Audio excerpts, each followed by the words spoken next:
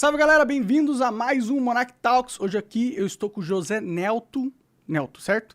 Que é, político há 40 anos, tem uma experiência, hoje é deputado federal. Tudo bom, cara? Ô Monarch, tudo bem, cara? Monarch Talks, você é o cara. Até... O cara mais fudido da internet. Não, mas tem que ser mesmo. Você é um revolucionário. Eu falei, por que você é um revolucionário? Porque você tem os seus ideais, as suas ideias. Tem gente que apoia e tem gente que não apoia. Mas isso faz parte da sociedade. Quando você acha que todo mundo te apoia, a unanimidade, ela é burra. Então, a minha história, vou contar para você aqui. Eu fui eleito vereador em Goiânia, eu tinha 20 anos de idade. Fui eleito em 82.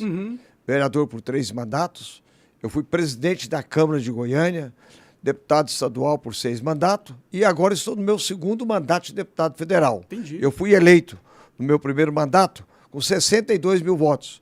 Eu quase perdi a eleição. Ganhei na última urna e no último pênalti, o juiz anulou o pênalti, e aí houve o replay, aí falou, juiz ladrão, volta lá. Entendi. Eu novamente ganhei a eleição e fui reeleito agora com 105 mil votos. Ô, cresceu, hein? Eu praticamente dobrei a minha votação. O que significa? Eu sou um homem que trabalha, sou um homem determinado. Quer dizer, eu tenho os meus erros, isso é natural. Todo mundo tem. Todos temos os erros aqui, mas eu acho que eu tenho muito mais acerto e tenho acertado na vida pública nesses 44 anos que eu terei agora, com mais 4 anos de mandato, eu vou para 44 anos de mandato. Como que faz pra sobreviver tanto tempo na vida pública, cara? Porque é sinistro o rolê, viu? O negócio Monarch, é jogo pesado. Não jogo é duro. fácil, não. O jogo é duro. Sim. Primeiro, eu não tenho sábado, não tenho domingo, não tenho feriado. E atendo aqui o telefone, qualquer hora. Aí fala, um número desconhecido, você atende? Atendo. Tem gente que faz um teste comigo, faz o seguinte, olha, eu vou ligar para o deputado aqui agora. Se ele atender, eu vou votar nele e continuar votando. Agora liga para o seu deputado. Aí o cidadão pega lá, liga para o deputado dele, não atende. Nem o assessor dele atende. Eu atendo. Eu só desligo esse telefone aqui quando eu vou dormir ou fazer amor com a minha esposa. Tá certo, né? Não quer a CIA espionando o seu amor, né? Nem a KGB, né? Nem a KGB, nem o Mossad, nem tudo mais, né? A Mossad, você sabe que a Mossad é hoje um serviço de espionagem mais completo que tem, mais inteligente do país, do planeta, né? Do planeta. Sim, que é Eu estive lá, conheci o Mossad, fui lá em Israel conhecer pessoalmente o trabalho que tem lá e sou um admirador da inteligência daquele povo lá, viu? Ah, não, os caras eles são ímpares no mundo realmente, né? Até onde eles põem a mão, o negócio cresce, né? Isso é verdade. Acha, né? Acha qualquer cidadão, em qualquer lugar. Qualquer lugar. Procura o cidadão, Sim. como procura uma agulha e acha a agulha. É verdade, é verdade. E eles são sobreviventes, né? E foram perseguidos muito, né? Que agora é algo que eu tô começando a entender. Você sabe por quê, né? Que eles foram perseguidos por Hitler, né? Sim, sim. Não, e na história eles sempre foram perseguidos, não só por Hitler, né? Eles estão fugindo, eles são nômades há muito tempo. Nômades, né? Estão falando dos judeus, tá? Pra quem quer saber. Aliás, o Estado de Israel foi criado por um brasileiro, né? Sério? Sim, né? Na ONU, Oswaldo Aranha. Que a arquitetura, se diz? Ele estava na ONU na época quando foi criado o Estado de Israel. Ah, ele ajudou a criar, Ele ajudou a criar o Estado. Entendi. Quer dizer, nós brasileiros, nos damos muito bem com os judeus. Legal, nossa, acho que quanto mais pessoas a gente se dá bem, melhor, eu acho. Até porque é o seguinte, acho que o Brasil não tem que se meter em nada de guerra de Ucrânia, com questão com a Rússia, porque até no meu ponto de vista aqui, eu sempre combati os ditadores. Na minha vida política, eu entrei para a vida pública, isso em 76, eu estava já fazendo política já. Em 78, já filiado no MDB e fui o 13º filiado em Goiânia, criando o PMDB. Então, eu lutei para derrubar uma ditadura militar. Então, eu repudio qualquer ditadura, seja ela militar, civil, não presta, do judiciário, também qualquer ditadura. Tá certo. O bom é a democracia. você fala o que você quer. Se você exagerar, você leva um processo, eu levo um processo. Isso é normal, é da vida. Se você difamar alguém, Sim. se você caluniar alguém, imputar crime em alguém, isso a já justiça tá é previsto na para lei, isso. mó tempão. Tá? Ixi. Isso já está no Código Penal, no Código de Processo Penal. Maravilha. Agora, sua opinião é ser direito seu. Não, o direito seu, da opinião, é duas coisas que eu tenho falado o seguinte. Você não pode tirar do cidadão a liberdade e os direitos que ele conquistou. Se ele perder 1 milímetro, 1 centímetro, nunca mais ele vai ter os seus direitos como era antigamente. Espero que você esteja errado nesse nunca mais aí, porque a gente já perdeu alguns direitos nesses sim. últimos 4 anos e é meio triste a gente não ter mais eles. Eu vou até citar aqui para você que um país, a Turquia, quer dizer, nós temos lá o Erdogan, que é um ditador. O cidadão, ele fez tudo lá, manipulou, tem 20 anos que ele está no poder, Sim. sendo eleito democraticamente, mas como você sabe o jeito que ele usa lá, o poder lá, né? É. E acho que ele vai perder a eleição lá agora. E torço que perca a eleição. Vai porque brigou com a TAM, né? Porque a renovação do poder, no Brasil, o grande mal que o Brasil fez foi aprovar a reeleição. A reeleição foi comprada pelo ex-presidente Fernando Henrique Cardoso. Ele comprou o Congresso Nacional Brasileiro para aprovar a reeleição. Então, o bom seria um mandato de 5 anos para o Executivo sem direito à reeleição. Aí sim, você tem renovação na política, você tem novas ideias. Mas será que teria mesmo? Teria, eu não tenho a menor dúvida. Você sabe por quê? Eu vou te contar aqui. Hoje, eu sou o prefeito de Goiânia. Vamos dar um exemplo aqui. Claro. Eu faço um grande mandato, gasto o que eu tenho que gastar e me reelejo. Aí depois eu tenho que ficar 2 anos pagando a dívida, o que eu gastei na reeleição. Ah, sim. Então, está comprovado que a reeleição ela não é bom nem para o Executivo Municipal, Estadual ou também para o Federal. Então, o mandato de 5 anos seria um mandato ideal, sem direito à reeleição. Até porque você vai dar chance de o adversário seu ou partido político ter um nome que possa disputar a eleição e ter um mandato diferente, até para fiscalizar o que você fez no seu mandato. Não, eu concordo com a ideia de acabar com a reeleição, esse mandato de 5 anos, eu acho bom, mas a questão da renovação política, eu acho que vai além das eleições, tá ligado? Porque a eleição vai, a eleição vem, presidente muda, presidente é de direita, presidente de esquerda, mas no fim as coisas continuam a mesma coisa, não muda muita coisa, né? Porque, na verdade, vamos ser sinceros, os presidentes não mandam no país de verdade, não manda, né? Não manda por quê? Porque eles são fracos politicamente. Porque quando um presidente ele se propõe a governar com a população, governar com o Congresso Nacional Brasileiro lá, ele pode mudar. Vou dar um exemplo para você. O Bolsonaro, ele entrou com a nova política. Eu derrotei a velha política, sendo que ele era da velha política. Quer dizer, ele foi criado pela velha política, criado pelas urnas eletrônicas, foi eleito várias vezes pelas urnas eletrônicas, foi eleito presidente da República pelas urnas eletrônicas.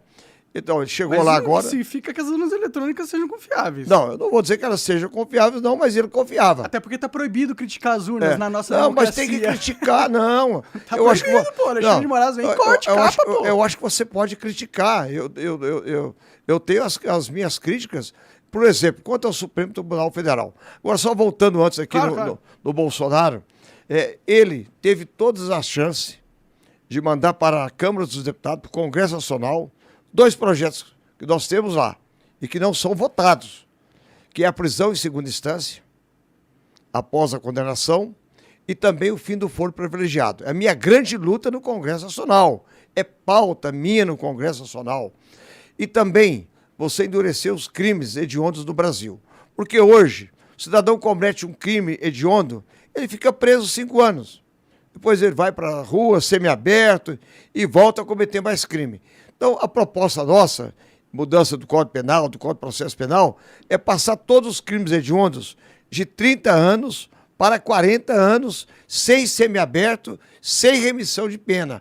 Aí sim, nós votarmos essas 3 leis no Congresso Nacional, nós mudamos o Brasil. Senão é enxugar gelo. E teria não voto? Muda. Teria votos lá não. dentro do Congresso? Olha, na atual situação? Se o presidente da República quiser falar, isso aqui é pauta minha, é luta, convoca o povo aqui. O povo veio para libera verba para o povo isso. o povo veio para o Congresso aqui. Porque quando foi para a gente votar na comissão especial, a prisão em segunda instância, na Câmara dos Deputados, sabe o que aconteceu? Juntou o PT, a turma do Bolsonaro e a turma do Centrão.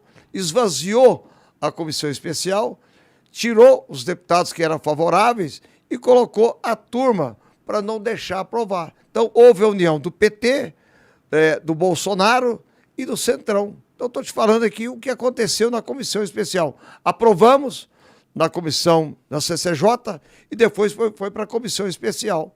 Então, por quê? Porque o Bolsonaro não queria prisão em segunda instância. Por que não?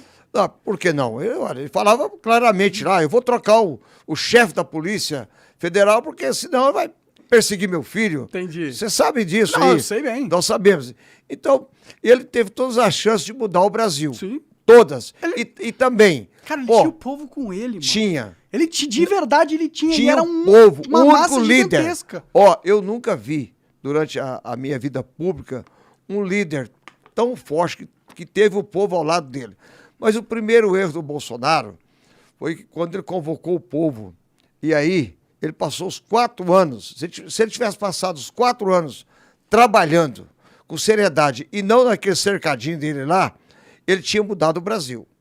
Tinha mudado o Brasil. Mas ele passou 4 anos pensando em dar o golpe, preparando em dar o golpe, inventando depois urnas eletrônicas, chamando lá os embaixadores, aquela questão toda lá, você sabe muito bem.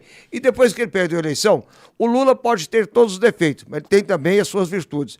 Ele perdeu 3 eleições, perdeu a 4ª eleição com o poste dele, que é o Haddad, você sabe muito bem aqui, que é o poste do Lula aqui. Tem vários postes esse Lula aí. Mas hora nenhuma ele enfrentou e desacreditou e foi para as ruas e não reconheceu a derrota. Ele reconheceu as 3 derrotas dele e a derrota do Haddad. Ele não tumultuou o Brasil.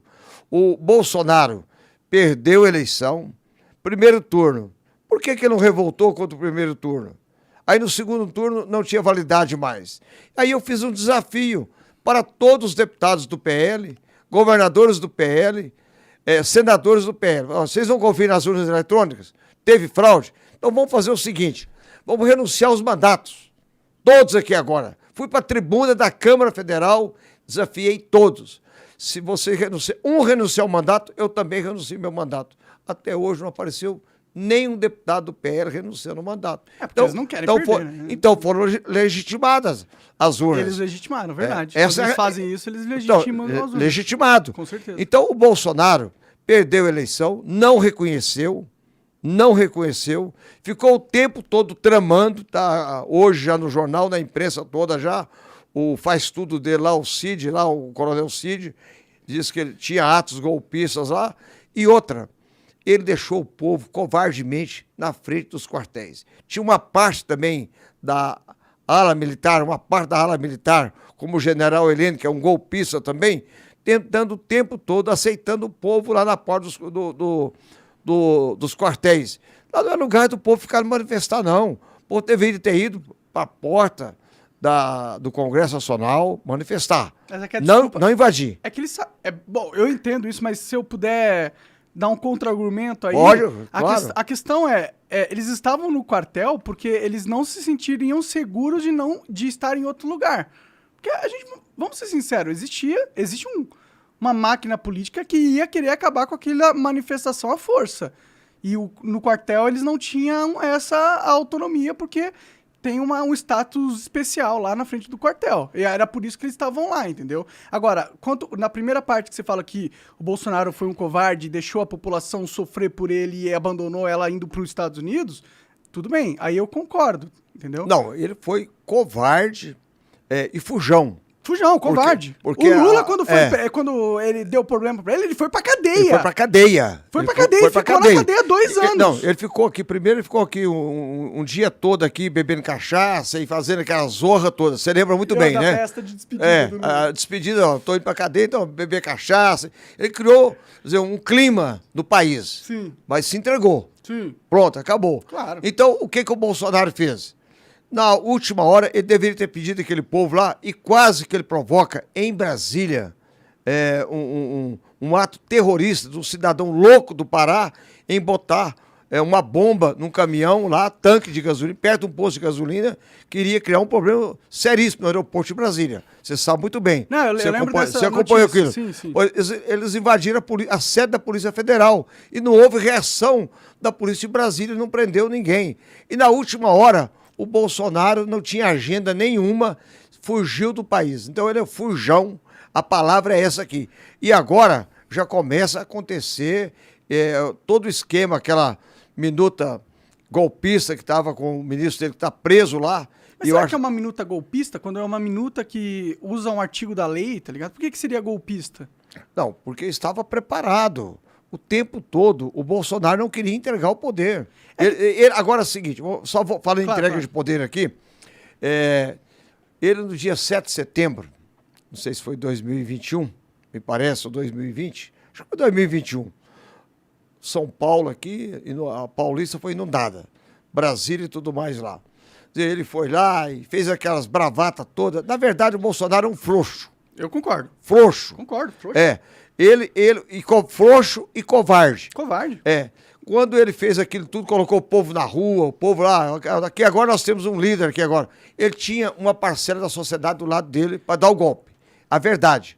Golpe este preparado pelos ricaços do Brasil, pelo um grupo de extrema-direita, de direita. Quem não queria democracia? Só que eu acho que se a gente colocar como golpe, a gente tá colocando a questão um pouco rasa, na minha opinião. Eu entendo que seria um golpe dentro da questão institucional das coisas. Concordo. Mas se a gente entrar no contexto político do que o Brasil tem sofrido, poderia ser considerado um contragolpe. Poderia. Porque houve um golpe antecedente, que foi um golpe do judiciário.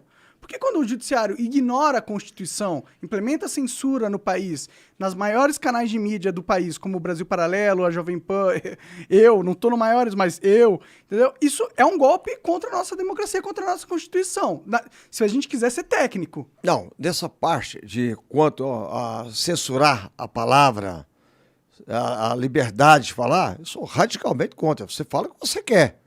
Agora, se você... A questão não é só censurar, é você ignorar a Constituição. Sim. Porque a Constituição diz que censura prévia de maneira alguma. Sim, e aconteceu. Sim, eu concordo com você. Mas então vamos voltar naquele 7 de setembro. Por isso que não é tão simples assim. Eu entendo porque existia esse movimento do Bolsonaro. Não é só porque ele é um golpista tirano. Também, ele é um idiota, na minha opinião. É um cara frouxo e fraco. O cara não soube jogar o jogo político técnico. Não tô falando nem um jogo político jogo. Então vamos aqui, logo após lá. O povo deu sim para ele. Fecha o Congresso, fecha o Supremo, tudo mais. Deu para ele. Só o Supremo. Aí no outro dia, ele foi lá, ele arregou para o Alexandre de Moraes. Foi lá pedir desculpa ao Alexandre de Moraes. É que o Temer ligou para ele e falou qual era a real, né? Então você veja bem que, a partir daquele momento, aí criou olha, o Alexandre de Moraes, o Bolsonaro, se ganhasse a eleição agora, ele fecharia o Congresso, o Supremo e prendia o Alexandre de Moraes. Como ele não fez isso, perdeu a eleição e fugiu do país, enfraqueceu, deixou o seu povo na porta dos quartéis, sem pai, sem mãe, essa é a verdade. Deixou eles serem presos. Serem presos. Torturados, colocados num galpão quente, velhinho. E mais o seguinte, o Alexandre de Moraes, do meu ponto de vista, vai botar o Bolsonaro na cadeia.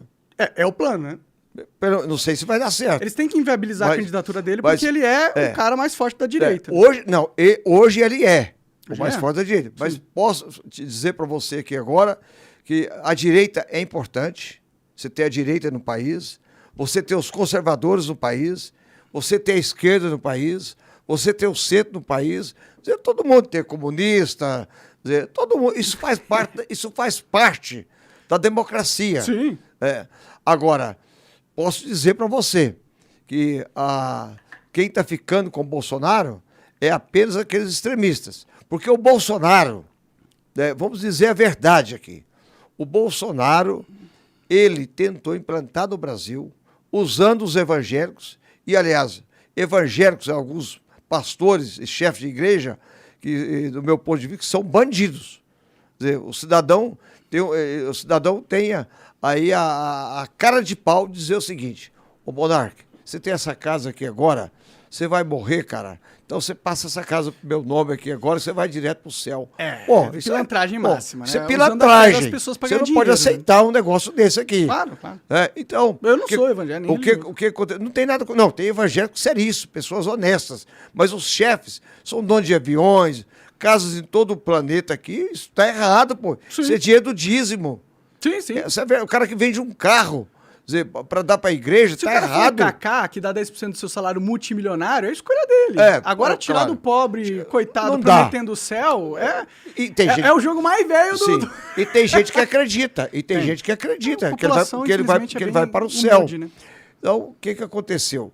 O Bolsonaro, usando a boa-fé das pessoas evangélicas, a gente tem gente séria, evangélicos, como temos católicos, eu sou católico. Ele queria implantar no Brasil uma teocracia de direita, como tem a teocracia de esquerda no Irã. Era esse o pensamento dele.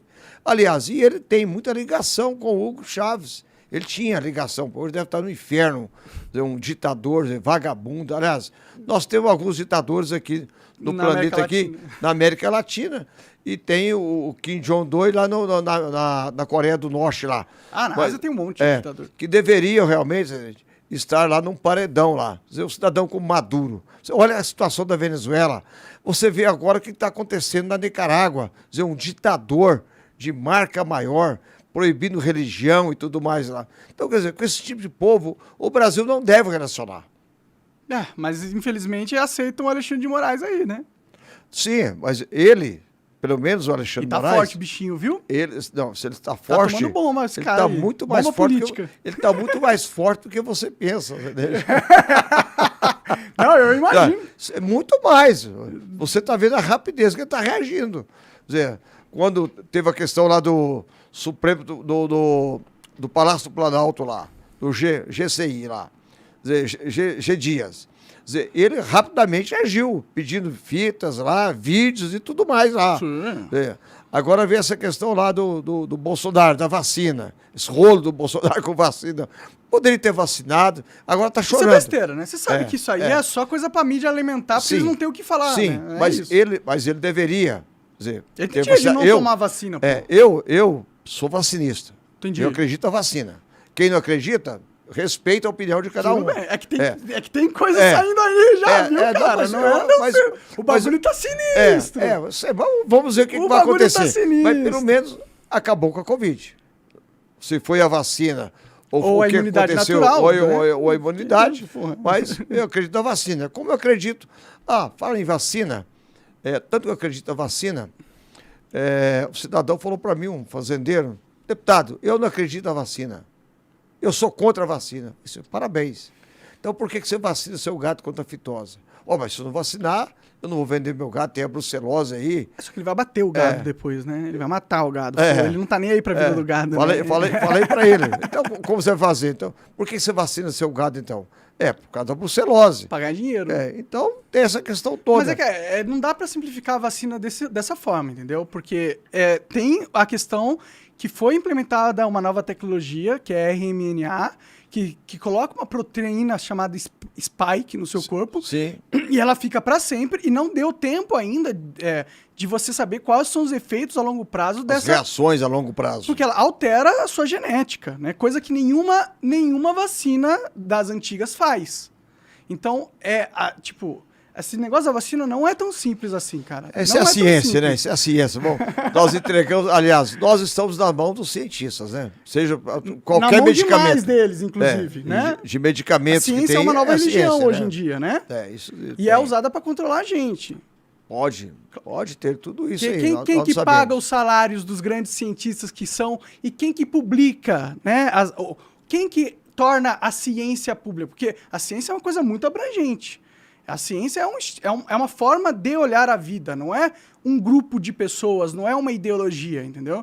Mas está sendo tratada como uma, infelizmente. Mas há contestações, você sabe disso. Como teve antigamente, E a época de Galileu também, essa questão toda aí, né? Da questão da ciência, nós sabemos aí que tem aquelas pessoas, a igreja católica do passado lá também combatia também, certos papas combatia a ciência, porque a igreja católica, ela era, antigamente ela era o Estado, né? Ela era, na Europa ela era o Estado, a igreja católica. Sim, sim. Então houve a separação, depois... É que hoje no mundo moderno, você sabe o que é globalismo? Sim. O globalismo, o que é? É um grupo de empresas que são comandadas por famílias, que são muito poderosas há muitos séculos, né? E esse grupo de empresas, elas têm uma dominância... Vem passando de gerações. Gerações. Sim. E essas empresas, elas têm um monopólio em certas indústrias. Por exemplo, a mídia americana, ela é comandada por uma empresa só. A BlackRock, ela é dona da Disney, da Netflix, da CNN, da MSNBC, da Fox News.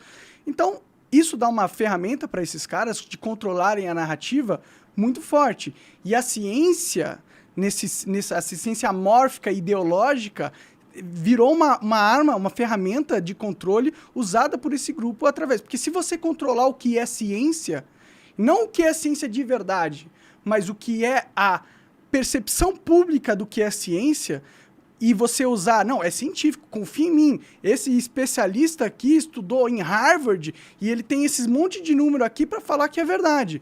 Um povo leigo que não sabe, que não tem um linguajar científico, é muito facilmente manipulado por essa noção científica, entendeu?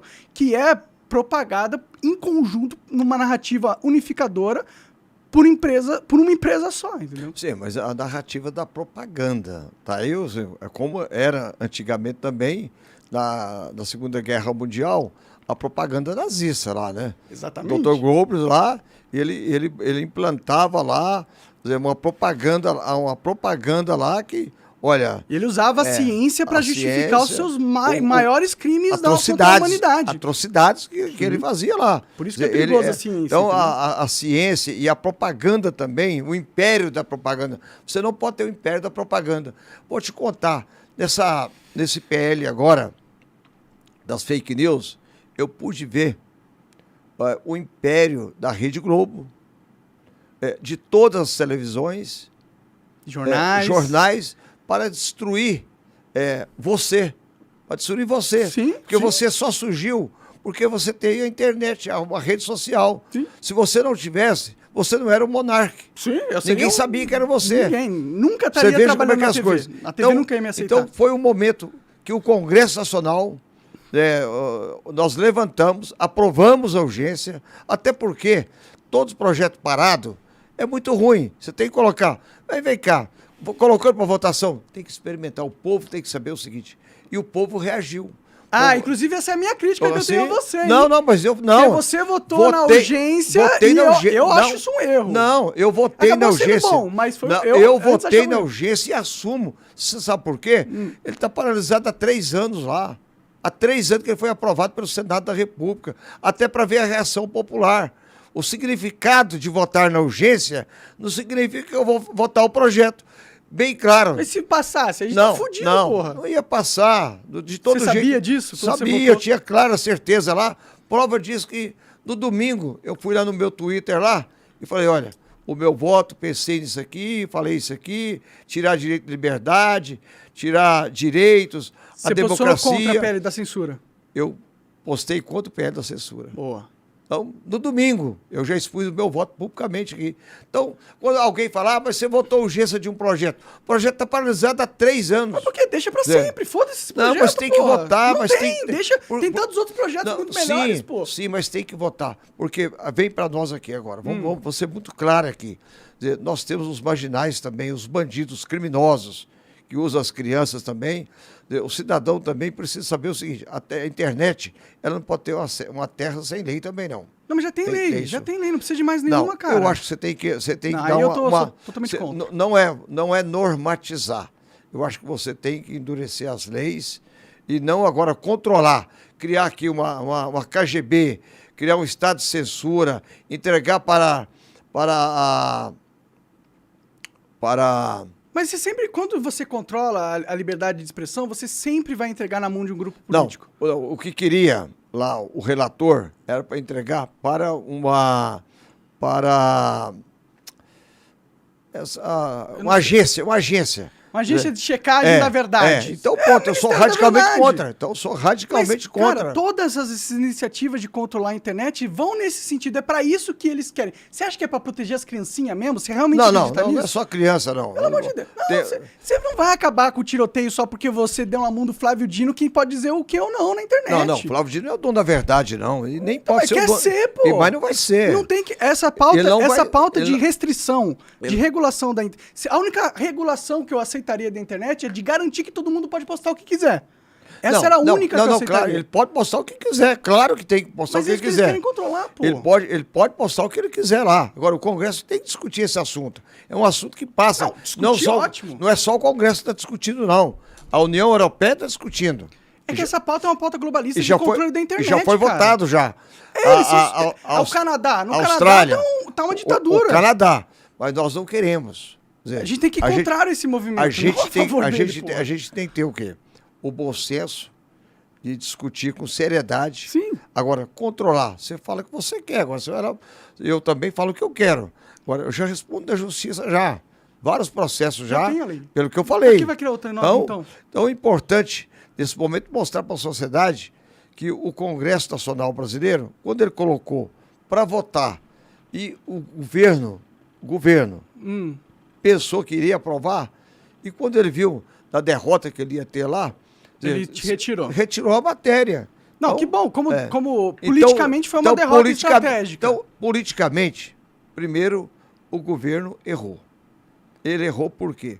Porque ele voltou o terceiro turno eleitoral. Incrível. Quer dizer, o bolsonarismo reagiu. O bolsonarismo reagiu. Não os foi evangélicos só o bolsonarismo, cara. E toda a sociedade. Todo mundo que quer ser livre, cara. Todo mundo que quer ter liberdade uma grande de parcela falar. da sociedade reagiu. E o Congresso Nacional, quando viu que a matéria seria derrotada, retirou a matéria. Então, eu não sei se essa matéria voltará daqui um mês ou daqui voltar, na minha opinião. Ou daqui 2 meses. Por favor, não vote na urgência dela ou daqui de novo. 2 meses. Então, quanto à urgência, eu na época lá... Aliás, eu votei urgência de todos os projetos lá. Quando foi para votar, para colocar em votação o fim do foro privilegiado, eu votei favorável. A prisão em segunda instância, eu votei favorável. Não, legal. Por quê? Então, são projetos que você tem que... ter a coragem de votar. Senão o projeto fica 10 anos lá. Ou derrota o projeto lá, ou aprova o projeto. Mas tem que votar. Não dá para ficar um projeto 10 anos paralisado no Congresso Nacional e o Congresso não toma as providências. Ou vota favorável ou manda ele para o arquivo, derrota aquela ideia. A gente tem visões diferentes da estratégia aqui, para ser sincero. Não, cara. claro, e eu respeito. Eu respeito também. Cada um tem a sua estratégia, a sua visão. E é isso aí, pô. O mundo não Essa pode é ser... política, não é não? O mundo não pode ser da minha verdade e nem da sua verdade. Cada um tem a sua verdade. Exato. E é exatamente por isso que a gente não pode ter alguém decidindo o que é a verdade, né? Não. Agora, o que houve no planeta? Quer dizer, a internet, as redes sociais... São maravilhosas. É uma revolução. Maravilhoso. Quer dizer, quanto a outro assunto também, que me preocupou também. Quer dizer, o cidadão que saiu lá de baixo, que não era nada na vida, que morava na favela, ele virou um artista, ele está ganhando dinheiro. Sim. Pô, isso é importante. Ganha 50 mil reais de AdSense cidadão ali, ganhar fazendo dinheiro, música na favela. Faz o que ele quer. Então, isso me deixa muito feliz. Então, isso também, nós vimos lá que tinha gente querendo controlar também. Então, foi um motivo que a lei não foi para frente. Sim, maravilha. Ô, José, o que está acontecendo agora na internet e por que essas pautas de censura estão aparecendo em todos os lugares no mundo? No Canadá, na Austrália, no Reino Unido, na França, como você mesmo apontou. Comunidade europeia, você sabe disso, europeia, né? E ocidental, digamos assim, né? Porque tem a Austrália e tem o Canadá. Ocidental. Porque na oriental, nem internet tem, é regulada. Você vai lá com o PUT lá, não tem internet. Então, eles já foram para esse lado há muito tempo. Você vai na China lá, a gente está se tornando mais parecido com eles. Não tem internet. Né? Então, isso não é bom, isso é horrível. Eu acho que a gente tem que discutir esse caso com muito assunto, com muita seriedade. Então, a questão é que a internet realmente mudou o jogo. Mudou. Isso é real. E mudou a política. E mudou a política também. E isso é assustador para quem sempre esteve no poder. Porque Antes a Globo é muito poderosa hoje, até hoje, mas antes a Globo decidia quem era o presidente ou não. Se a Globo fizesse uma campanha de difamação ou de destruição da sua reputação, acabou pra você, velho, já era. E isso mudou. E essa perda de poder fez com que eles tivessem que ter uma reação. Toda ação tem uma reação, claro, certo? sim. Então a internet veio, tirou o poder deles e falou, peraí, eu não gosto disso, eu gosto de ter o máximo de poder que eu puder. Então eu tenho que fazer alguma coisa com a internet para tornar ela menos livre, para assim eu conseguir recuperar esse poder. E é esse o mecanismo que está acontecendo. Essas leis de regulação de internet nada mais são que um contra-ataque da oligarquia nacional e internacional para recuperar o poder perdido dentro da narrativa. Da mídia, é isso. Da mídia, né? Da mídia escrita, falada e televisionada. Exatamente. Todos. Não foi só a Rede Globo, não. Tava lá o SBT, todos estavam lá, todos os jornais, Folha de São Paulo, Por o isso que Globo. teve essa união. Uniram contra o todos. Bolsonaro. Uniram todos. Uniram todos. Essa é a realidade. Só que a voz do povo falou mais alto lá. Graças a Deus. É aquele cidadão, quando a gente viu lá, ele não vai poder ganhar dinheiro mais, vai acontecer isso aqui. Então, o governo sabe que ele não tem a força que ele tinha mais antigamente. E nem a Rede Globo. Os artistas, eles foram para lá. Você sabe por que eles foram para lá? Para cobrar direitos autorais. Para colocar todos os direitos autorais. Sim. Agora, quantos artistas que surgem do dia para a noite por causa da internet aqui? Porque antigamente, um artista para aparecer e fazer sucesso, era só se ele pagasse o jabá, a palavra é essa aqui. Tinha que ser adotado, né? Adotado pela Globo, por esse Silvio Santos, essa turma toda aí. Agora não. O cara pega aqui, canta aqui uma música aqui, faz cria uma dupla aqui agora. Agora a competição é mais sinistra. Agora os melhores vencem. Sim. E não os que foram escolhidos pelo rei. Sim. É o cidadão que sai do povo. Exato. Quer dizer, e cria lá agora o talento. Quer dizer, esse talento, você não pode tirar o direito do povo. E é isso que eles querem. Sim. E é por isso que é muito preocupante, e é por isso que essa pauta de regulação da internet não pode avançar, de jeito nenhum. Porque ela está avançando, sendo patrocinada por um grupo... No planeta, né? No planeta, por um grupo oligarca que controla o mundo ocidental. Cara, a BlackRock e a Vanguard, elas são donas de literalmente todas as grandes empresas. Eles têm um monopólio no mundo corporativo. É um poder... Você acha que o Alexandre de Moraes é forte? Quando ele brigou com o Google, ele experimentou a primeira derrota. Isso é um poder que nunca antes visto, porque a técnica e a tecnologia, elas foram avançando exponencialmente nos últimos anos. E deu uma condição de controle. Né? Exato. Deu uma condição de controle dessas oligarquias que nunca antes foram vistas. Porque, porra, no passado, vamos ir bem para trás, na época medieval, você é o Alexandre o Grande, dominou o mundo todo, mas você não dominou o mundo todo. Tá tudo sobre o seu nome, mas você acha que o Alexandre o Grande decidia o que aconteceria num vilarejinho do lado? Não. Só que com a internet, com a tecnologia, você tem câmeras em todos os lugares, você tem inteligências artificiais e algoritmos. Aliás, a inteligência artificial, nós temos que ter um pouco cuidado com ela aí também, né? Porque ela pode também fazer o cidadão virar doutor sem estudar. Exatamente. Não só isso, ela pode substituir as pessoas. Sim, isso é gravíssimo. Então, e o que a gente vai fazer no capitalismo quando uma máquina puder fazer o meu, o trabalho de todo mundo? Como que a gente vai ganhar dinheiro, mano? Ninguém vai ganhar dinheiro. Haverá uma contra-revolução, como houve a Revolução Francesa lá. Como você vai colocar o maquinário todo... Aqui agora o carro dirigiu a Tesla, tá aí o carro... Dirige sozinho, os Uber. São 1 milhão de Uber no Brasil. Uber. Pra onde eles vão? O que vai acontecer? O que eles vão fazer? Vão fazer nada, não vai ter outro emprego. Aí o que haverá? Reação. O povo vai para a praça pública. Eu quero trabalhar. Então a gente tem que ter muito cuidado com a inteligência artificial. Isso é muito perigoso o que está acontecendo. Tem que ter limites. Então, mas o plano dos globalistas é esse. Você controla a sociedade, deixa todo mundo numa ditadura. Está acontecendo isso lá na Inglaterra com as cidades de 15 minutos. O cidadão só vai poder sair do distrito dele 100 vezes por ano. Isso é lei que está passando lá, tá ligado? Então, eles estão criando o cenário para controlar a sociedade, para no momento que houver a transição produtiva, porque as máquinas de inteligência artificial são deles. Sim. Para quando vier, eles vão formar um comunismo. Eles vão cuidar da produção, Porque pensa, eles não vão depender do ser humano para novas ideias, que a inteligência artificial vai... ela vai resolver. Então eles vão criar um cerco pra gente e vai nos tratar igual a gente trata o gado. O cara realmente tem que vacinar o gado. O gado não tem escolha se ele vacina ou não, sacou? E é a mesma coisa que tá fazendo com a gente. Então, é importante que a gente acorde, porque esse é um jogo contra a humanidade. Até eu acho que não, essa palavra comunismo, não existe comunismo. Existem ditadores que querem controlar os seus países. Esta é a realidade. Sim. Porque o comunismo não existe. O mundo, não é só os o países. mundo, A gente tá o num mundo. jogo... Você olha bem, a Venezuela, lá é comunismo? Não é comunismo, não. Lá é um ditador corrupto, sanguinário. Sim. Você vai na Nicarágua, um ditador corrupto, sanguinário. Você vai em Cuba. Eu vou dizer para você aqui, eu li A Ilha, quando Fidel Castro fez a revolução lá, eu queria fazer uma revolução no Brasil. Aí eu fui conhecer Cuba.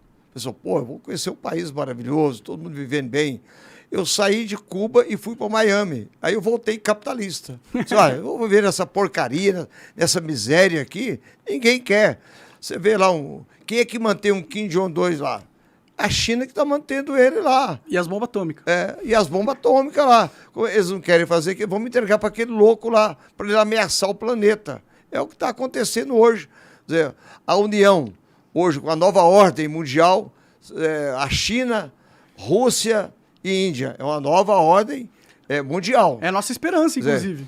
Para enfrentar o globalismo. Enfrentar a Europa, enfrentar os americanos e os canadenses aqui. E que não são nem o europeu, não é só as pessoas. Eles são gados também. Tá que nós aqui da América Latina somos bucha de canhão. Total. Qualquer coisa que nós falarmos aqui da América Latina, aqui, nós estamos falando bobagem. Qual o poder que nós temos da América Latina de influenciar numa luta lá da China, com a Rússia, com a Índia, e depois do outro lado, outro bloco, quer dizer, que é ocidental, e tem a parte oriental também, que você pega lá a Coreia do Sul e o Japão também, que tem um pacto aí com a OTAN também. Então, nós estamos vivendo um momento que eu jamais pensaria em viver ele nesse momento agora. É uma mudança de paradigma global, né? E muito necessária, porque a galera que domina o bloco de poder ocidental, os caras tão malucos, mano. Os caras tão doidos, eles adquiriram tanta técnica e tanto poder que eles estão se sentindo acima da humanidade. E isso é muito preocupante, porque você já viu o Fórum Econômico Mundial, Klaus Schwab falando? Sim. O cara fala que quer reduzir a população. E quando o cara fala, é melhor você prestar atenção no que ele está falando, porque ele comanda. Faz parte do grupo que comanda essa oligarquia. O Jorge Soros. Sim. É um exemplo. E eles todos falam a mesma Você sabe coisa. Disso, Sim. O linguajar é o mesmo. Quer dizer, querer controlar a humanidade. Quer dizer, isso está claro aí, que tem pensadores aí, esse pessoal do poder econômico aí, do globalismo aí, eles querem comandar sim. Olha, não, ali naquele país só pode nascer tantas pessoas, naquele outro lá, você tem horário de dormir, quer dizer, ninguém quer ser controlado. Não. Ninguém aceita ser controlado. Essa é a realidade. Não, a gente vai pra guerra antes disso acontecer. É claro, vai vir a guerra. Agora, eu fico muito triste você ver um povo escravizado, como você vê na Venezuela, escravizado, porque o cidadão tinha sua propriedade privada. E ele perdeu para o governo, porque houve um movimento de um ditador de apropriar dos seus bens. Como hoje, quer dizer, nós estamos aprovando lá, e já vai instalar agora a CPI do MST. Por quê? Eles querem invadir a sua propriedade, eu sou radicalmente contra. Você quer ter um movimento, fazer reforma agrária? Tudo bem, mas como que é a reforma agrária? O governo tem terras do INCRA, tem terras do governo federal.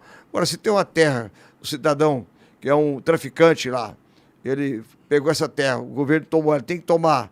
O cidadão que é um corrupto, comprou lá 10 mil alqueires de terra lá, dinheiro de corrupção. Então, pronto, faz a reforma agrária. Mas como é feita essa reforma agrária? Não jogar o cidadão lá na terra, faz um módulo de 5 alqueires para ele, mas não coloca casa para ele morar, não tem energia, não tem água tratada. No país, né? Não tem água tratada, não tem semente, não tem trator. O que ele vai produzir? Nada. É mais um miserável. Então vamos fazer uma reforma agrária séria, mas sem invadir propriedade. Invasão de propriedade, o Congresso Nacional, uma parcela do Congresso Nacional do qual eu faço parte, eu não permito. Então nós queremos endurecer o jogo lá. O governo quer fazer... Vai rolar a CPI do MST, que vai ser instalada agora. Eu não sei se eu estarei lá, porque ainda não conversei ainda com o meu partido. Mas se estiver lá, eu sou da linha dura. Quer dizer, eu defendo uma política liberal, mas social. Você tem que preocupar também com o ser humano. O ser humano tem que ter o direito de comer... O problema é que não é feita a reforma agrária, né? Não. Isso que legitima o MST, não, né? Joga ele lá, na terra lá. E o cidadão fica lá 1 ano, 2 anos, 3 anos, ele vende a propriedade. Ele passa ela para frente e vai embora. Agora, a reforma agrária também, Monarca, você tem que fazer ela com quem tem o cheiro da terra. Não adianta você pegar um cidadão aqui de São Paulo que não tem conhecimento de terra, vou entregar para ele um módulo de terra. Ele vai ficar um mês lá e volta para São Paulo novamente. Não vai conseguir tirar a eficiência da terra, né? Então, aquele que conhece a terra, o cheiro da terra, que trabalha com a terra, esse sim, você tem que entregar a terra para ele. Se eu tenho uma propriedade lá de 10 mil alqueires, eu não quero produzir mais, então eu quero vender para o governo. O governo paga o preço, né, o preço justo.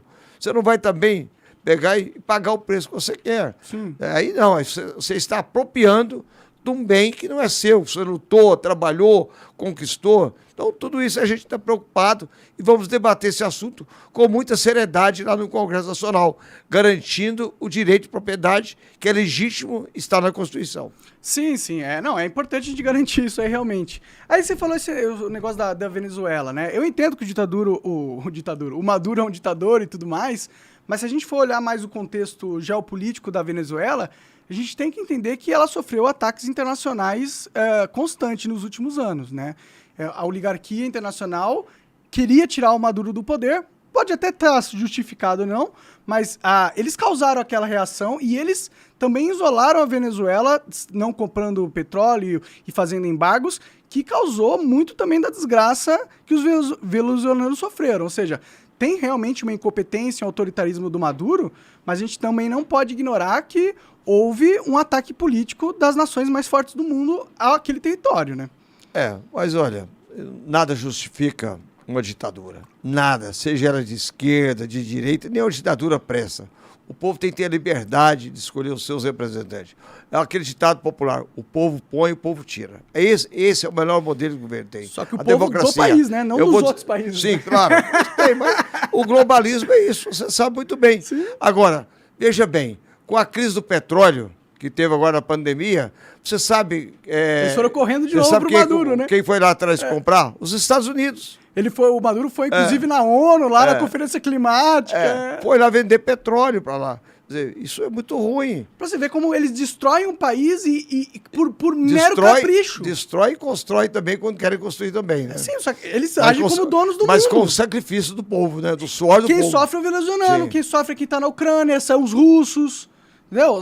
A galera que sofre é porque esse sistema é podre, cara. Nada justifica uma invasão da Ucrânia, né? Aqui para mim, quando o Lula falou que era besteira lá, aquilo me deixou irritado. Confesso para você.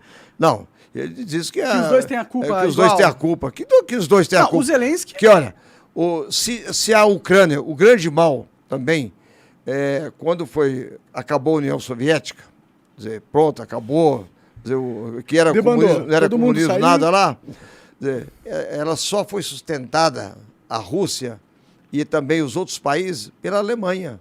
A Alemanha que bancou, Helmut Kohl, que era o chanceler, o primeiro-ministro da Alemanha, ele bancou financeiramente o fim do Muro de Berlim. Quer dizer, aquela coisa lá que separava os alemães lá. Ele bancou o fim ou o muro? Não, ele bancou o fim. A derrocada do muro e bancou também, porque ele tinha que colocar dinheiro. Ele bancou o outro lado da Alemanha que estava fudido, né? O outro lado da Alemanha... Eles tinham que construir, né? Da Alemanha e da Rússia também. É? Da Rússia também. Colocou dinheiro lá para bancar, porque o povo estava morrendo de fome. Entendi. Essa é a realidade, então ele bancou. Então, tudo está comprovado que o poder econômico Ele manda e desmanda. Sim, então, e nessa questão da Ucrânia, nada justifica a invasão russa. Qualquer país invadir é uma merda. Mas a OTAN não tem moral nenhuma pra criticar. Os Estados Unidos é o país que mais invade no mundo. Pô, invadiu o Iraque, o Afeganistão. Quem pôs o Ayatollah no Irã foi a comunidade europeia e os americanos. Sim. E agora eles não gostam dele, mas foi o Irã, eles colocaram lá. Sim. Então, quando o Lula, eu sei que o Lula, a gente não gosta do Lula, mas nisso ele tem um pouco razão. A culpa daquela guerra também não é só da Rússia. A OTAN foi se aproximando e tá tentando controlar o mundo. Obviamente, uma hora a Rússia ia ter que reagir, tá ligado? Não, claro, reagiu porque o seguinte, ela tá ficando encurralada. A partir do momento que a Finlândia entra para a OTAN, a Suécia deve entrar agora também. Então, o que está acontecendo? A Rússia se isolou. O grande mal da Ucrânia, ela só foi invadida e está sendo invadida porque ela não tem a bomba atômica. Eles entregaram, ela entregou a bomba atômica para os russos e americanos também. Na época, naquele acordo. Uma divisão. Não sei qual presidente da República Americana, não sei qual. Vou chutar o Nixon, não sei. O presidente americano lá. Houve aquele acordo lá e quem pode ter bomba atômica aqui agora só a Rússia, que tem lá o seu arsenal, e os americanos lá. E aí garantiu o poder passivo. E aí o seguinte, a Ucrânia, que era pró-Rússia, tinha lá um corrupto lá da Rússia lá, o Zelensky, que fez um filme, inspirou num filme e tomou o poder. Ele foi financiado, né? Também, né? A gente sabe que o jogo é perverso, né, cara? Claro. Não é preto e branco, não é Estados Unidos bonzinho, Rússia má, não é Ucrânia bonzinha, Rússia má também. Todos querem ter poder. Tomar poder, ampliar o seu poderio bélico, todos querem isso. Nós sabemos muito bem. A Europa quer. Outro caso que aconteceu também. Você sabe que o Putin, ele pensou, queria colocar a Europa de joelho, não fornecendo gás. Colocou um pouquinho. Mas só que é o seguinte, eles sobreviveram. Ele pode agora ficar com o gás dele lá e a Europa vai sobreviver, porque ela aumentou, produziu e vai aumentar mais a produção. Ela começou a comprar 3 vezes mais caro dos Estados Unidos, né? Sim. Que inclusive destruiu o Nord Pipe da Alemanha. Também. Esse jogo não tem... Esse é um jogo econômico. Puta, mano. Aliás, o jogo é econômico, a verdade é essa. Sim. Você tem uma guerra sangrenta, por trás da guerra sangrenta, tem um jogo econômico. Tem um fator econômico, claro, com certeza. E a Europa pode ter sobrevivido, mas não vai ser vai ter... Sério, você vê o que está acontecendo na França, né? Tem 10 milhões de franceses jogando coquetel molotov na polícia. O negócio ali tá sinistro, tá quase sendo uma revolução, entendeu? Então, ele desestabilizou politicamente a Europa muito fortemente. E foi também desestabilizado, né? No final, eu acho que essa guerra não ajuda ninguém. Não. Sabe quem que ajuda essa guerra? Não. Os globalistas. Não, porque eles querem destruir todos os estados e assim controlá-los. É isso. Além dos globalistas, também os armamentistas também, né? Que são os globalistas, né? A turma controla as armas, eles têm que vender. Olha, você tem que vender os tanques, os aviões, os canhões. Quem que é dono de todas as empresas de arma? BlackRock e Vanguard, mano. Sim, tá na mão deles. É tudo um jogo econômico, como você falou. O jogo econômico. Só que esse jogo econômico perverso que eles estão jogando é contra nós, mano. É contra a gente. E eles vão nos foder. E sempre tem nos fudido. O Brasil é colônia há quantos anos, mano? Centenas de anos que a gente é colônia, pô. Sinceramente, eu tô cansado de ser colônia. E eu sei que a gente é capaz de pegar o poder nas nossas mãos. Inclusive agora, com essa mudança da nova ordem mundial. A China e a Rússia, a Índia começando a ser mais independentes, é uma oportunidade do Brasil ser também. Porque agora, se os Estados Unidos impõem sanção pra gente, a gente tem pra onde correr, sacou? O seguinte, os Estados Unidos, se eles quisessem hoje, falar assim, olha, eu vou desligar o Brasil. Vai lá em cima lá e tira um satélite. Pronto, acabou. A gente não é um país de verdade. Então, hoje não é só o Brasil, não. Quer dizer, nós não podemos ficar na mão apenas de um grupo político, de uma ordem econômica, de um país, ele mandar e dizer o seguinte, olha, eu não vou mandar medicamento para o Brasil, o povo vai morrer lá no Brasil. Lá. Então, é importante as nações, como a China, crescer. Agora, eu sou contra a chamada China continental, viu? A invasão de Taiwan. Tá bom, também. Radicalmente contra. Também. Por quê? A soberania daquele povo lá. Então, jamais aceitar aquela besteira que o Lula falou da China continental para agradar a China. Então, o presidente tem que ter muito cuidado esse tipo de... É que ele não é. Ele quer. Pô, o PT tá fraco pra caralho. Ele perdeu a estrutura de poder. Ele tinha uma dominância da máquina pública quando eles estavam no poder que era gigantesca. Passou o Temer e o Bolsonaro, eles destruíram isso. Não completamente, eles ainda têm muita força, mas destruíram pra.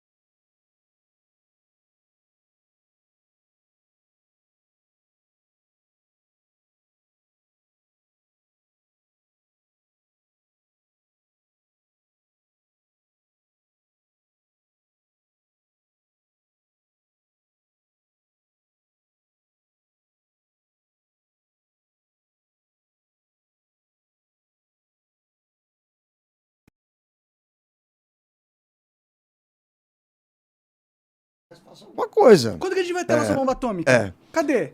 Eu sou favorável de energia nuclear. E bomba Você atômica sabe não? qual energia mais segura? Tem a bomba atômica. Tem que ter, pô. Nós temos que ter ela. Soberania nuclear, soberania. Rodando os oceanos, fazendo um Ela é a chiclete ali. soberania. Nós passamos a ser respeitados. É aquilo que eu falei para você da Ucrânia. Por que a Ucrânia foi invadida agora? Porque ela entregou a bomba atômica. Exato, tá Porque- claro. Por que ninguém vai lá jogar uma bomba atômica nos Estados Unidos? Porque ele tem lá os transatlânticos aí. A Coreia do Norte é o melhor exemplo, é um país de merda, não tem Nada, porra o nenhuma. povo morrendo, O povo morrendo, escravizado. Escravizado. E eles não são invadidos. Vai fazer revolução colorida lá. Você não vai fazer porque tem uma porra de uma bomba A bomba atômica. atômica. E aí, o Brasil vai continuar sendo menos soberano que a Coreia do Norte. Isso é real. Menos Isso soberano isso que... é real. Cara, que absurdo, velho. A gente é foda. Se a gente quiser, a gente domina o mundo, mano. Olha o tanto de recurso natural que tem na nossa terra. A Amazônia, velho, a gente consegue construir 40 países do tamanho da China. Com tanto de ferro, com tanto de nióbio, com tanto de ouro, com tanto de diamante, esmeralda e todos os outros alumínio, todos os outros metais que tem debaixo da nossa terra, inexplorados. Não é só na Amazônia, não. É em todo o país. Quer dizer, hoje o Brasil está sendo humilhado, foi humilhado pelo planeta dos fertilizantes. Nós deixamos de produzir fertilizantes no Brasil aqui para comprar da Rússia, comprar da Bielorrússia. Porque não tem potássio aqui, não. Não tem. Um continente Está inteiro não cheio tem de potássio. potássio aqui, cheio de potássio. Então, o Brasil comete outro equívoco, do meu ponto de vista, da exportação de commodities para a China aqui. Você não tem que exportar a soja, o milho, exportar o ferro. Nós vamos produzir aqui no Brasil. Temos que exportar celular, computador, tudo, chip. Tudo. Por que Taiwan tem o monopólio do chip? Por que a gente não pode ter uma indústria de chip fodida Não, aqui? você olha o que é o Taiwan e olha o que é o Brasil. Por que nós não temos aqui? Por quê? Porque a gente é escravo. Não temos políticas. Porque a gente é escravo. Nós não temos políticas. Essa é a realidade. Sabe por quê? A nossa política industrial, ela está fragilizada. Ela está dependente de todo o planeta. Propositalmente. Porque vem esses oligarcas, a BlackRock, não sei o quê, compra a mídia. e compra um monte de político e financia narrativas de não desenvolvimento do país. Olha o tanto de brasileiro que acredita nesse negócio ambiental xiita e fala, não, realmente, não podemos explorar nossas terras, não, porque a gente vai fazer mal pro planeta. Enquanto isso, a Alemanha tá queimando carvão, porque eles não têm mais o gás da Rússia. Então a gente vai ser otário pra sempre? É esse o nosso destino, ser otário pra sempre? Olha, quando você falou compra políticos aqui, eu tenho denunciado lá da tribuna da Câmara, do Congresso Nacional Brasileiro, o esquema financeiro brasileiro. Os bancos. Olha, isso é uma vergonha que acontece no Brasil. Nós temos 5 bancos no Brasil que detêm 85% dos financiamentos, dos depósitos. 5 bancos. Você olha os Estados Unidos, você pode olhar pelo Google, pesquisar lá. Você deve ter lá 5 mil instituições financeiras. 5 mil nós temos lá. Um banco em cada esquina. Então, o que é que nós queremos aqui? Ter a concorrência de padaria. Quer dizer, você abrir o mercado para que bancos do planeta venham para o Brasil, até porque as taxas de juros no Brasil são as mais lucrativas do planeta. O cartão de crédito do Brasil é o mais caro que tem. O cheque especial é o mais caro que tem. E no governo Bolsonaro, eu vou dizer aqui para você, ele mandou, através do Conselho Monetário Nacional, fizeram uma reunião e disse o seguinte, um decreto aqui agora, o Conselho decidiu que quem tem cheque especial acima de R$500 tem que pagar usando ou não usando 0,24. Você lembra disso aqui? Você sabe quem é que derrubou? Quem? Fui eu. Entrei com o ADI no Supremo Tribunal Federal e derrubei. Era uma ajudinha para os banqueiros brasileiros, pobres banqueiros brasileiros. Por que que o ministro Paulo Guedes, aí eu cobro de todo, Paulo Guedes, o Haddad, por que que ele não abre o sistema financeiro brasileiro? Porque o globalista é dono deles, porra. Por que que não abre? Não abre. O Itaú, eu falei pra você, Sim. o nome do Itaú em Tupi-Guarani é Pedra Preta, o nome da maior empresa que domina o mundo é BlackRock, não tá desconectado, tá tudo conectado. A gente tem umas famílias que são oligarcas brasileiros, que estão há centenas de anos no poder aqui, e eles têm conexões com essa empresa que está dominando o Ocidente. Aí você fala Gerdau, você fala Lemon, e vai indo, né? Vai indo, família do Itaú e tudo mais. Sim. E essas pessoas, elas são capachos dessas famílias que são muito mais poderosas que elas internacionalmente. São servos. Então eles vendem o Brasil constantemente porque eles sabem que fazer o que os caras querem vai garantir para eles poder, autonomia e controle para eles serem os reis da colônia. Mas eles estão muito satisfeitos em serem os reis da colônia. Só que eu não quero mais ser uma colônia. Entendeu? E falar em colônia, outro assunto importante, uma pauta que eu tenho tocado ela lá no Congresso Nacional, é essa, quebrar o monopólio dos bancos.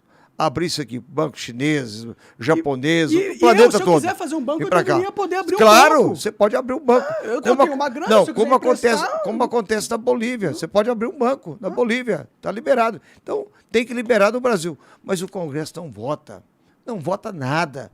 Você sabe por quê? O poder econômico compra quem está no poder.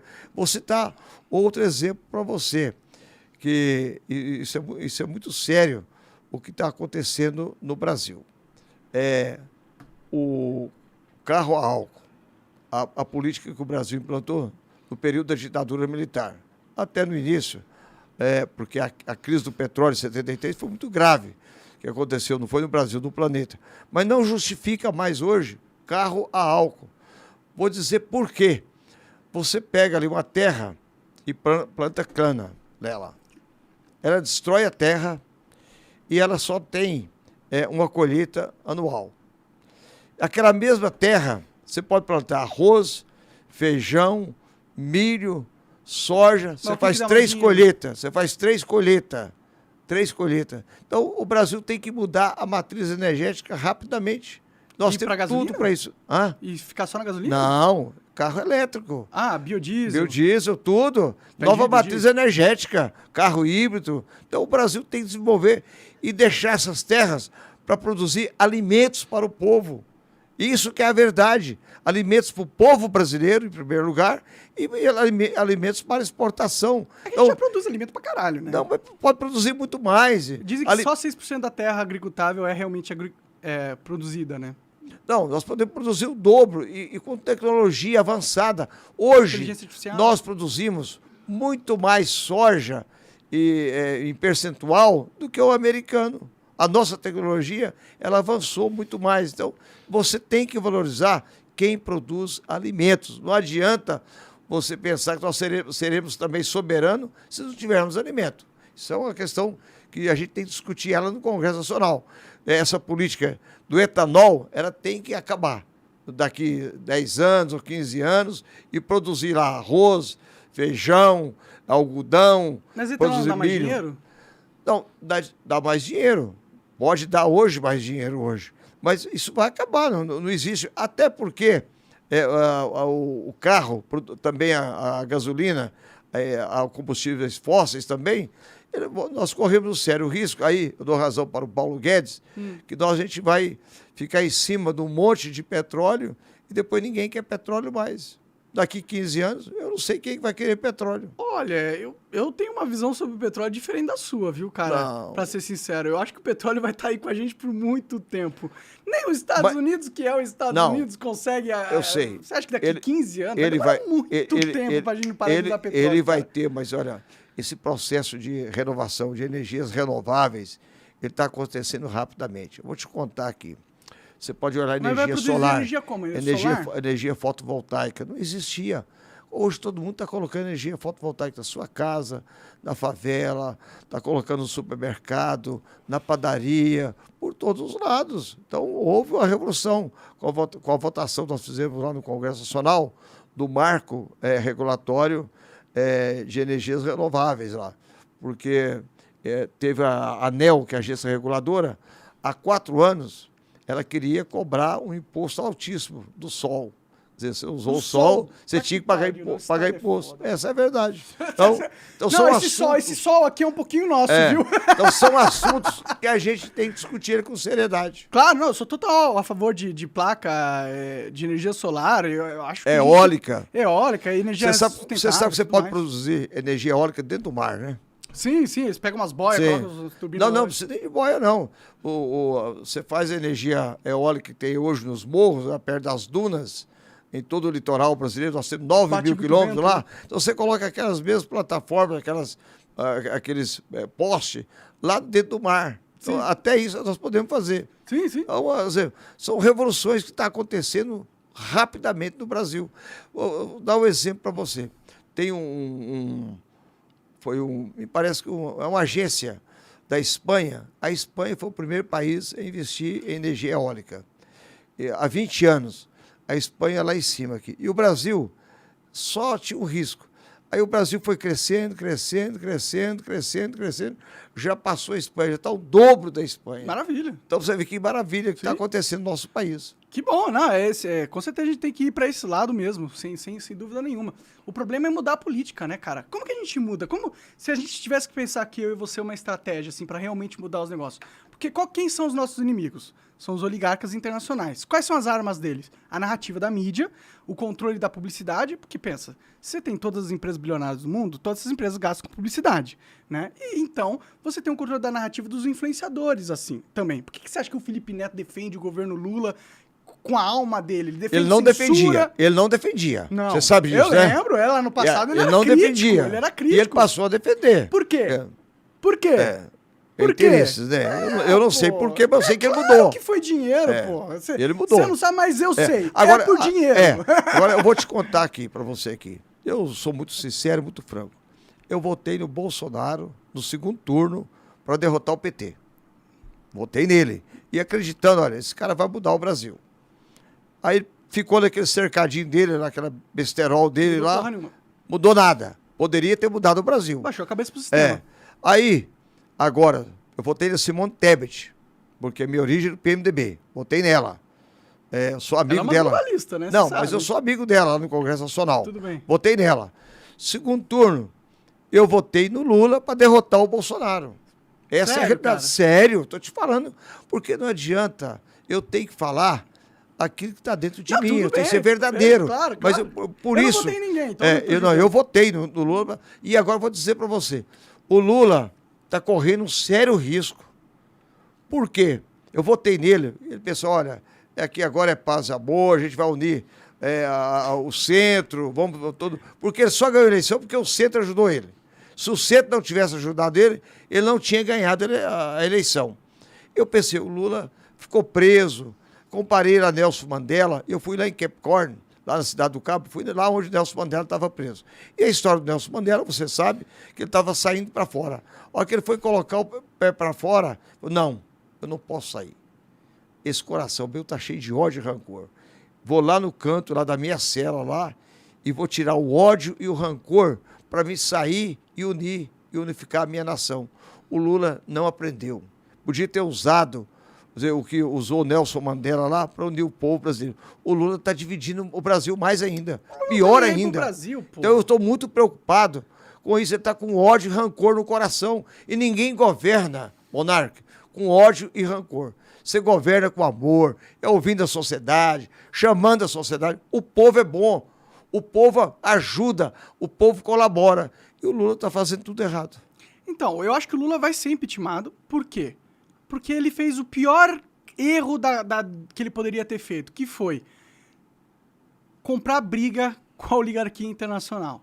Quando ele se aproxima da China do jeito que ele está se aproximando e começa a disputar a narrativa global, né? Começa a ir contra a narrativa global imposta a eles, ele comprou o inimigo que pôs ele no poder. Não, então, reconheceu ele na primeira hora da eleição dele para os Estados Unidos, John Biden.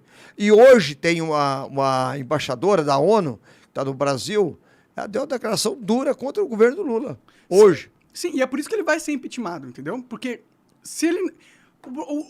O que eu acho, né? A estratégia do Lula... Eu não tenho essa certeza hoje, mas tudo pode acontecer.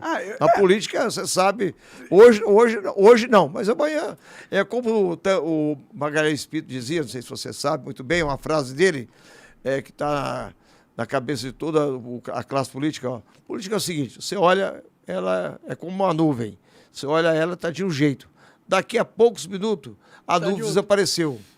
É isso, é a política. Sim, sim. É que ele tem uma sinuca de bico, entendeu? Porque ele tem um projeto de poder com o PT, né? Ele tem uma ideologia, né, que ele defende. E ele nunca vai conseguir avançar esse projeto enquanto ele for subalterno da oligarquia ocidental. Então, para conseguir poder, ele tem que se aliar a essa nova ordem mundial para conseguir força interna. Então, para ele faz sentido fazer isso. Tanto que o próprio Estados Unidos falou, parece que o Lula tem seus próprios planos. O que é meio bosta de um país falar pro outro. Né? Ou seja, os planos do presidente tem que ser os planos dos Estados Unidos, não do Brasil. Se bem que o Lula não tem um plano do Brasil, tem um plano do PT, entendeu? Eu não acho que ele é um nacionalista ou um estadista, entendeu? Mas eu acho que essa é a estratégia, esse é o jogo. Ele tá querendo sair da prisão que ele tá. Porque ele tá numa prisão ainda. Você tocou num assunto importante nacionalista. Eu sou um político nacionalista. Na reforma tributária... Eu mando tributar a Cheinha, AliExpress, tudo isso aí. Você sabe por quê? Se você não colocar esse povo para pagar imposto, o que vai acontecer? Lá na China o trabalho é escravo, você sabe muito bem disso. Mais ou menos. Lá não tem, lá não tem leis trabalhistas. Não, realmente, não tem. Não tem. Não. Agora, como que um comerciante, aqui um cidadão que produz peças de roupa, ele vai concorrer com a Shein, pagando aqui energia, água, aluguel, leis trabalhistas, pagando imposto federal, estadual, abusivo. Como que ele vai concorrer? Não vai. Então, eu sou nacionalista. Eu quero produzir, eu quero defender o nosso empresariado, porque vai gerar emprego. A partir do momento. Então, vamos liberar geral. Vamos comprar para a China, está muito bom. Mercado Livre, todo mundo comprando, uma maravilha, sem pagar imposto aqui. Aí depois não vai ter dinheiro para pagar o soldado, a professora, combustível. Você vai ter que aumentar a carga tributária. E aí? Mais ou menos. Mano. Não, cara, não é mais ou menos, não. É a verdade. Sabe qual que é o problema? É que não adianta nada você começar a cobrar imposto pra caralho do produto chinês sem tirar as limitações da nossa indústria. Porque nunca nós iremos competir com produtos da China se a gente tem um sistema burro. Mas, claro, tem isso. Então não adianta nada taxar os caras e manter o brasileiro refém de empresas que estão capadas. Não, você tem que abaixar a carga tributária. Isso. Está comprovado. Você baixou os impostos e aumenta a arrecadação. Isso. Você tem que acontecer. Você tem que liberar que os produtos... A gente tem que produzir um produto mais barato que a China consegue produzir. Mas a gente nunca vai fazer isso com essas leis que a gente tem, pô. Não, e aí, com a carga tributária, não. Sim. Agora, se você liberar também de um dia para a noite, aí quebra todo mundo também. Então, você tem que ter o controle. A reforma tributária é a reforma, do meu ponto de vista, que não é a primeira reforma. A primeira reforma que o Lula não faz, não tem coragem, o Paulo Guedes tentou e não teve coragem, é a reforma administrativa. Diminuir o tamanho do Estado, o custo do Estado. Porque se você diminuiu... Vou dar um exemplo para você que eu defendo. Você pode pesquisar. Eu já subi da tribuna da Câmara, do Congresso, e já denunciei. Hoje, se você cortar 30% do Congresso Nacional, todo o Poder Legislativo, até a menor Câmara que tem, Estado, é um escândalo que gasta no Congresso Nacional. Agora, escândalo. Você olha aqui o que gasta a Assembleia de São Paulo, a Assembleia do meu estado de Goiás, o escândalo que gasta a Câmara de Vereadores de São Paulo. O Judiciário. Não, eu estou dizendo, eu parti para o Legislativo, agora eu vou para o Judiciário, os tribunais. Olha, são tribunais de principado, isso não existe, o que esse povo gasta, o Poder Judiciário, o Ministério Público, os tribunais de contas. Se você cortar 30% e criar um fundo de desenvolvimento do Brasil para a infraestrutura e para o social, você não precisa de aumentar um imposto. Então, corta primeiro o tamanho do Estado. Claro, e aí depois, abre margem fiscal para diminuir o imposto. Aí depois você vai ter uma margem para fazer a reforma tributária. Olha, então para que eu vou aumentar imposto? Foi o que eu falei agora nesse marco regulatório que nós estamos estudando lá, o marco fiscal. Eu disse o seguinte, primeiro eu quero saber do relator, o que vai cortar de gastos? Isso que eu quero saber. Porque todo ano, todo governo, municipal, estadual, federal, ele quer criar uma taxa, quer aumentar o imposto. O povo não aguenta mais. Não dá, já é sobretaxado já, pô. É 40% do seu salário. Matar o país, velho. Você continuava taxando, ou as pessoas vão sonegar, porque eu acho que do país é um direito das pessoas, pra ser sincero. Não, eles estão sonegando. Claro que se não sonegarem, eles não sobrevivem. Essa é a verdade. Eu quero isso pro país? Não quero isso pro país. Então, vamos fazer a tributação, uma tributação justa. Mas a primeira reforma é administrativa. Sim, e tem que ver essa dívida aí também, né?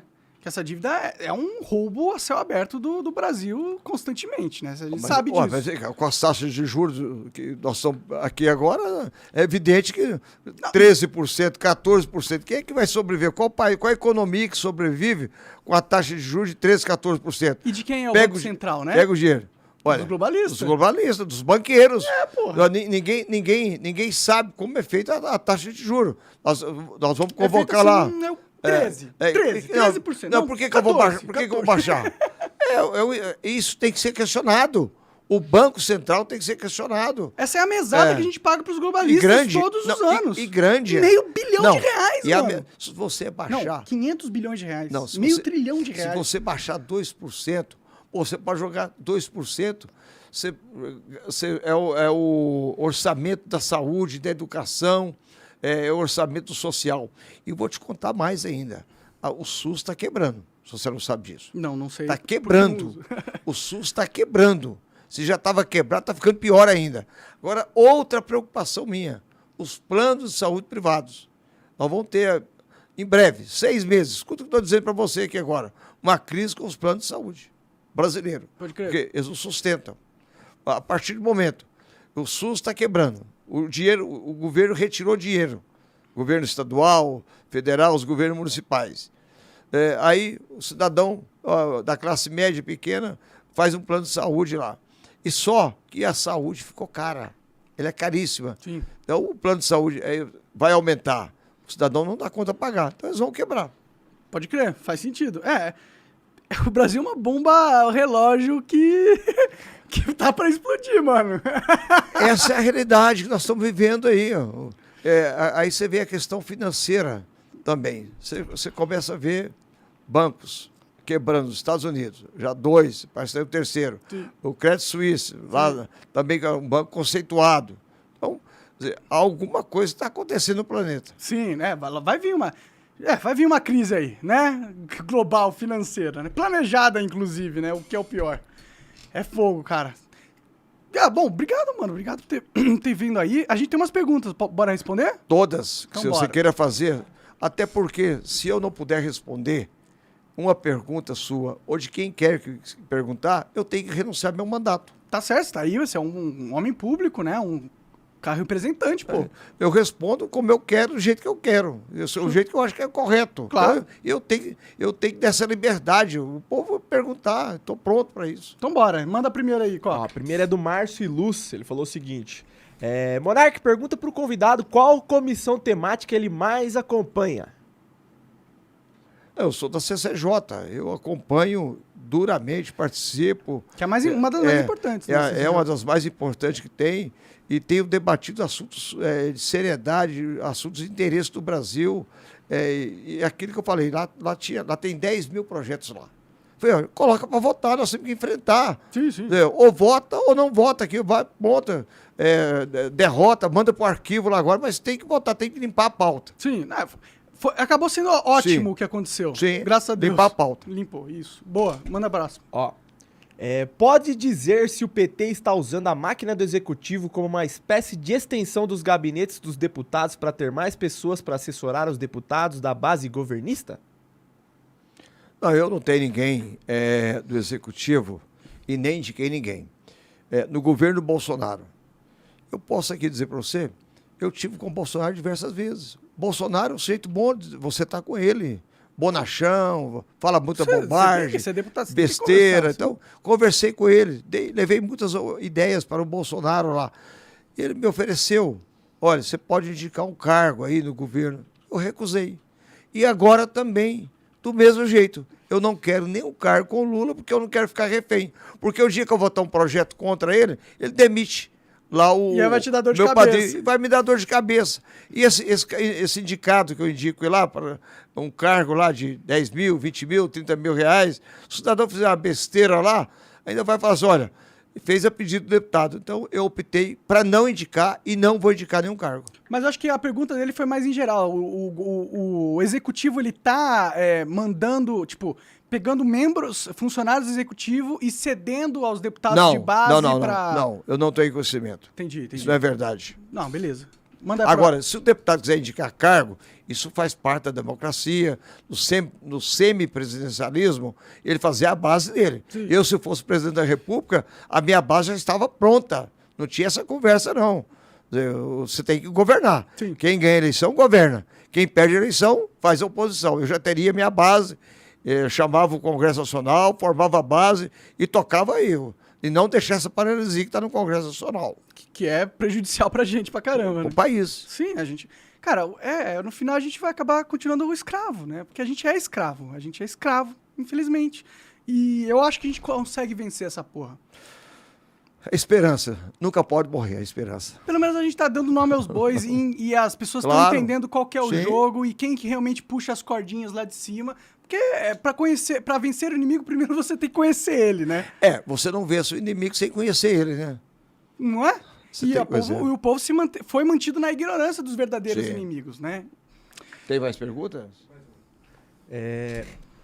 Pergunta pro convidado se ele sabe dizer como está o projeto de lei que aumenta o limite de terras para estrangeiros. Olha, dizer para você, foi aprovado no Senado um projeto de lei autorizando a venda de 25% das terras de cada município para estrangeiros. Veja bem, aprovado. E sabe qual foi o parlamentar que denunciou, foi para a tribuna, e chegou a denunciar o Bolsonaro, e o Bolsonaro teve que abrir a boca também? Veja como isso é prejudicial ao Brasil. O cidadão chinês vem para cá, compra 25%. Chineses, americanos e qualquer cidadão lá do planeta. Aí ele casa com uma brasileira, arruma um casamento com uma brasileira. Aí ele pode comprar o filho, aí ele vai comprando infinitamente. Como que nós vamos concorrer? O nosso real. O real, você precisa de R$5 para comprar, ou R$6 para comprar $1. 5 ou 6 ou 7 reais para comprar um euro. Como nós vamos concorrer? Pô, iria tomar o Brasil. E aí você que tem esperança de ter um lote, uma casa, um apartamento, isso ia triplicar de preço no Brasil. Então, O aluguel ia subir pra caralho. tudo. Quer dizer, o maior crime contra o povo brasileiro. Então, eu, deputado federal José Nelto, em nome do povo goiano e povo brasileiro, eu fui o deputado que denunciei, fui para a tribuna, porque é um projeto contra o povo brasileiro, contra a nação. Pode Essa crer. aí. Da hora, gostei. Essa é uma boa. E é perigoso, porque vai ver o que os globalistas estão fazendo. Comprando todas as Não, terras. mas Esse é sim, o plano deles. Tomar né? tudo do Brasil. E assim, porque ele o controla. real fraco nosso, o euro é caro. Quer dizer, e esse povo tudo querendo terra. Chineses, japoneses, americanos, europeus, Terra tudo querendo limitado, terra. né? Comprou Vai vir para o todas as Brasil aqui terras. agora. Aqui foi, inicialmente 25% ele pode comprar. Ele casa com o brasileiro, tem um filho. Ele compra em nome do filho e vai comprando. E depende de nenhum brasileiro Aí é dono de nenhuma terra aí brasileira. nós não vamos ter terra para brasileiro, aí não tem como fazer reforma agrária, não tem como fazer nada. Fica difícil. Teve É uma isso? mensagem aqui, Monarcão. Não Lê é aí, uma então. pergunta, mas é o Pijama53 mandou 5 doletas aqui, falou pra você chamar o Edson aqui, mandou um número de contato, disse que vai ser a melhor conversa que você pode ter aqui no Monark Tal. Boa, mas só Mas não não deu falou muito nada do detalhe, Edson, né? né? Deixou na curiosidade. Mandou Nem um sei link e Edson mandou um quem? contato, Mas vou ver mandou o um link e um depois. contato aqui. Demorou. José, obrigado, cara. Demais, foi excelente papo. Obrigado por ter vindo aí. Ô, Monarca, muito obrigado por esse espaço tão prestigiado. Você Mais ou que menos. é um jovem polêmico, que tem que ser polêmico, revolucionário também. Talvez você não queira essa pecha revolucionária, mas você é um revolucionário. Você não conhece Goiânia, né? Não conheço Não. Goiânia. Quando você for a Brasília, eu convido para ir lá no Congresso Nacional, e você tem que ir lá. Você é amado por uns, odiado por outros. Eu também sou amado, odiado também, porque eu tenho que tomar posição. Se você é amado Quem por todo toma mundo, tem algo posição, errado, né? tá errado. Né? Quando você for a Goiânia, eu quero recebê-lo lá em Goiânia, na capital lá. Demorou, obrigado. Será um prazer recebê-lo lá. Muito obrigado. Com as mesmas gentilezas, e dura a nossa entrevista aqui, que tem que ser dura mesmo, essa é a verdade. E a gente vai receber você lá também, você vai poder conversar com a imprensa goiana lá. Maravilha. Um abraço a todos aí, os ouvintes aqui, quem são seus seguidores, que é uma legião muito grande de brasileiros, e acredito até estrangeiros também, gente deve ter brasileiros lá dos Estados Unidos, lá na Europa. Tem uns 3 milhões de pessoas que me Lá no acompanham Japão aí, te tudo isso. acompanhando aqui. Aqui eu falei aquilo que eu penso, aquilo que é do meu coração. Eu sou um homem transparente, verdadeiro. Erro. Qual ser humano que não erra? Eu já ri pra caralho. Olha, Jesus Cristo, sem errar, eles crucificaram ele com 33 anos de idade. Eu tenho 62 anos, ainda não fui crucificado, não. Maravilha. Tá indo bem. Valeu, cara. abraço, irmão. Muito obrigado. Tô de Então vai boa. lá, segue o José Nelto nas redes sociais aí. Quais são as suas redes sociais, sabe? De cabeça? José Nelto Oficial. Oficial, em tudo. Tudo. De Instagram, Tudo, TikTok, tudo. beleza. Tudo. Então vai lá, segue o cara aí, acompanha ele nas votações e tudo mais. Valeu, obrigado, cara. Obrigado. Tchau, gente. Até mais.